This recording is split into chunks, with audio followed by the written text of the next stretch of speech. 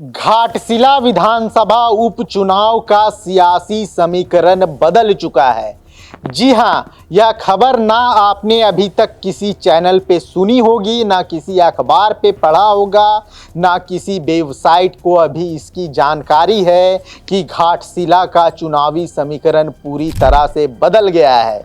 हम एक खबर लेकर आए हैं, सूत्रों के अनुसार एक बड़ी खबर हमारे पास आई है कि जो अंदेशा था, जो अनुमान लगाए जा रहे थे, वो सारे अनुमान धरे के धरे रह गए हैं और जेएमएम और बीजेपी अब एक बड़े मास्टर स्ट्रोक की तैयारी में है। जेएमएम के पास संकट था कि सोमेश सोरेन और रामदास सोरेन के भतीजे विक्टर के बीच आपसी खींचातान को लेकर जेएमएम ने एक बड़ा फैसला किया। हमारे साथ हमारे एडिटर राकेश कुमार है और मेरा नाम समीर है। राकेश, एक बड़ी खबर सामने आ रही है सूत्रों के अनुसार, क्या है हमारे दर्शकों को सबसे पहले वो खबर पहुंचे, इसके लिए आज हम आपको फिर से अपने साथ जोड़ रहे हैं कि सबसे बड़ी खबर है अभी घाटशिला विधानसभा उपचुनाव को लेकर क्या निकल कर सामने आ रही है। देखिए, हमने पहले भी कहा था कि झारखंड मुक्ति मोर्चा लगातार कई मास्टर स्ट्रोक्स के मारे जा रही है, खेले जा रही है, और खास करके राजनीति के क्षेत्र में।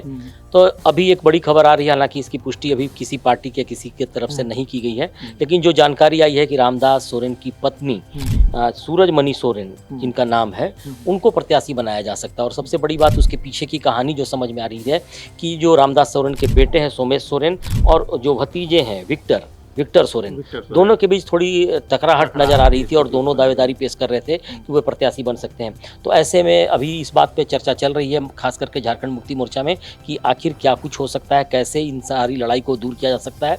और जो बात सामने आई थी कि हेमंत सोरेन और पार्टी के जो कद्दावर नेता हैं, उन्होंने एक 3 सदस्यीय टीम को फिर से भेजा था घाटशिला, और वहाँ जाकर उन्होंने बातचीत की है, तमाम लोगों से खास करके बातचीत की, और जो प्रत्याशियों के लिए दावेदारी ठोक रहे थे उनसे भी बातचीत की, लेकिन बात बनती नजर नहीं आई। और इसके बाद से अब इस बात की चर्चा है कि रामदास सोरेन की पत्नी को वहां से टिकट दिया जाए, और निश्चित तौर पे कहा जा सकता है कि ये एक मास्टर स्ट्रोक के रूप में देखा जा सकेगा अगर उनकी पत्नी को जेएमएम टिकट देती है। देखिए, इस बात पे और अधिक बल इसलिए भी पड़ता है क्योंकि डुमरी में भी ये चीज देखी जा चुकी है कि जब जगन्नाथ महतो का निधन हुआ उसके बाद बेटे को लेकर बहुत चर्चा थी, लेकिन एक छोटा सा विवाद आया तो तुरंत हेमंत ने पासा पलटा और बेबी देवी को चुनाव लड़ाया, और पहली बार उपचुनाव जब हुआ तो बेबी देवी चुनाव जीती भी। तो उसी फॉर्मेट को फिर से यहाँ दोहराने की तैयारी हेमंत सोरेन ने कर ली है कि अपना पावर दिखाना है घाटशिला में।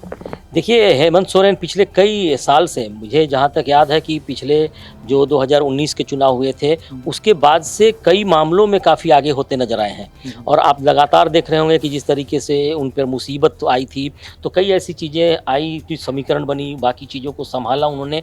और आज की बातचीत की जाए तो घाटशिला चुनाव पे सभी की निगाहें हैं झारखंड में, तमाम राजनीतिक दल के लोग इस बारे में सोच रहे हैं, बातचीत कर रहे हैं। और ऐसे मौके पर एक बार चर्चा थी कि आखिर रामदास के बेटे सोमेन को अगर टिकट दिया जाता है तो क्या वह जीतेंगे, हारेंगे, क्या होगी परिस्थिति पार्टी की, और किस तरीके से आदिवासी वोट बैंक को कैसे समेटा जा सकता है। तो इसी तरह से उन्होंने पत्नी के नाम की चर्चा हुई है। अब देखते हैं कि 14 या 15 तारीख को हो सकता है कि इस नाम पे सहमति बन जाए, तो घोषणा भी की जाएगी। और ऐसी जानकारी आ रही है अभी, लेकिन हो सकता है कि 1-2 दिन के अंदर सारी चीज़ें सामने आ जाएंगी। तो क्या अब ये जो समीकरण निकल कर सामने आया, इसमें बीजेपी चंपई सोरेन का दावा और मजबूत हो रहा है? चंपई सोरेन के जो बेटे हैं बाबूलाल सोरेन, जो वहाँ चुनाव लड़ने की तैयारी कर रहे हैं, चंपई सोरेन, कोल्हान टाइगर, कोल्हान में अब उपचुनाव है, कोल्हान टाइगर का दम देखने के लिए मिलेगा। देखिए, पहले भी कहा जा रहा था कि चंपई सोरेन जैसे ही बीजेपी में आए थे वैसे ही पूरे कोल्हान पे कब्जा जमाने की बात कही जा रही थी, और चंपई सोरेन ने उस रूप में काफ़ी कुछ करने की कोशिश की थी।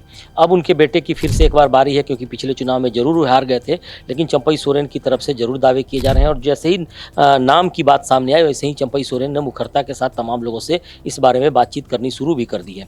टिकट मिलेगा या नहीं मिलेगा, पार्टी क्या सोचती है, कैसे सोचती है, क्या समीकरण बनता है, ये तो थोड़ा वक्त बताएगा। लेकिन दावेदारी की बातचीत की जाए तो कई नाम फिर से सामने आ रहे हैं। अगर रामदास सोरेन की पत्नी सूरजमणि सोरेन को दिया जाता है टिकट, तो फिर एक महिला जब उम्मीदवार होंगी तो निश्चित तौर पे आप समझ सकते हैं कि कौन सी ऐसी महिला उम्मीदवार हो जो शायद उस इलाके में एक पकड़ बना सके और अपनी जीत हासिल कर सके बीजेपी की तरफ से, अगर दिया जाता है टिकट। उसमें 2-3 नाम सामने आ रहे हैं अभी, खास करके अर्जुन मुंडा की पत्नी मीरा मुंडा का भी नाम आ रहा है, जयश्री का नाम आ रहा है, जो सीता सोरेन की बेटी हैं वो, उनके नाम पर भी अभी सुगबुगाहट है।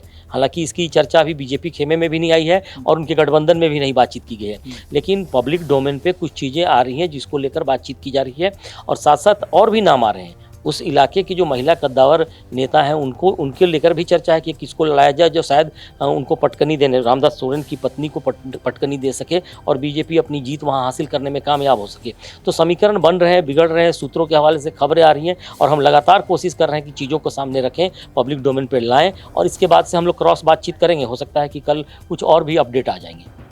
तो घाटशिला उपचुनाव को लेकर अभी तक ये बड़ी खबर थी कि सोमेश सोरेन के टिकट पे खतरा मंडराने लगा है। जो हमारे सूत्र हैं वो अभी तक हमें यही बता रहे हैं कि परिवार में अंतर्कलह को देखते हुए सरकार और हेमंत सोरेन ने बड़ा फैसला लिया है, जेएमएम पार्टी ने बड़ा फैसला लिया है कि इस बार घाटशिला उपचुनाव में बेटे को नहीं बल्कि स्वर्गीय रामदास सोरेन की अर्धांगिनी पर पार्टी भरोसा जताएगी और घाटशिला की जनता से अपील करेगी कि उन्हें विधानसभा भेजे। अब उनके टक्कर में कौन खड़ा होता है, चंपई के बेटे बाबूलाल सोरेन ताल ठोकते हैं या किसी महिला उम्मीदवार को प्राथमिकता दी जाती है, या देखने वाली बात होगी। इस चुनाव से जुड़े पल पल की अपडेट के लिए आप आइडियल एक्सप्रेस के साथ जुड़े रहिए। जैसे ही कोई जानकारी निकल कर आती है हम आपसे साझा करेंगे। तब तक के लिए मुझे और राकेश दोनों को दीजिए इजाजत। धन्यवाद।